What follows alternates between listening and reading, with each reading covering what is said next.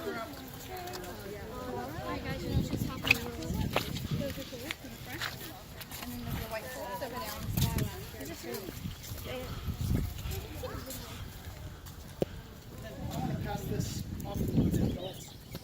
It's a school programs brochure, so it'll tell you a little bit more about the other school programs we offer.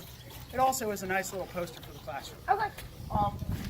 Before we do go into the house, you all are welcome to come up a little bit closer.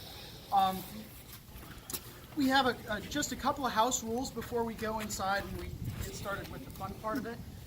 If you've got any chewing gum or any food or something like that, we just ask you to throw it in one of the trash cans. But these clay pots on either side.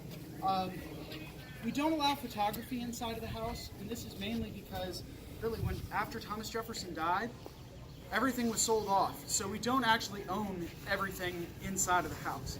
Outside, underneath the house, it's fine to take photos, but once we actually go inside of the house, we don't allow photography. The other thing is, if you have a bag or a large bag or something like that, we'll just ask you once we go inside to flip it around to your front side, just because there are a couple of rooms that'll be a little bit tight, some of the smaller family spaces, and so it'll just be a little bit better. You won't have to worry about bumping into things if you do that. But then one really cool thing about this house is actually 95% of it is original to when Thomas Jefferson was living. Right? So 95% of this structure was actually here 200 years ago.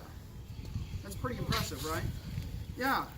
And so not only is this house really the housing for our museum, it's also really one of the best artifacts that we have to understand what life was like here at Monticello. So we also should treat the house like an artifact and just be careful not to bump into things like that. All right? Any questions so far? All right. Well, let's jump into the fun part of things. I'm going to give you all a pop quiz, and I know you've been on a bus for 8 hours, so it's all right if it's a little slow at the beginning. But what do you all know about Monticello or Thomas Jefferson already? What have you read or heard? I'm sorry. He signed a Declaration of Independence. Signed the Declaration of Independence? Yeah. Bingo! Not only did he sign it, he wrote it. Yeah. The Monticello was built by slaves. Yeah, it was built by slaves. Yeah. He was one of the founding fathers of the USA. He was one of the founding fathers of the USA. Yeah. Third president. He's the third president. You all know a lot already. What else do you know? Anything else? All right, well, this is a good place to start, and I'm sure that you know lots of things that we'll talk about once we go inside. Right? The first and probably most important thing to keep in mind about Monticello is that it was an active plantation. And at any given time, there were roughly 150 to maybe 200 people that were living and working on this plantation. Right? Most of them slaves, right?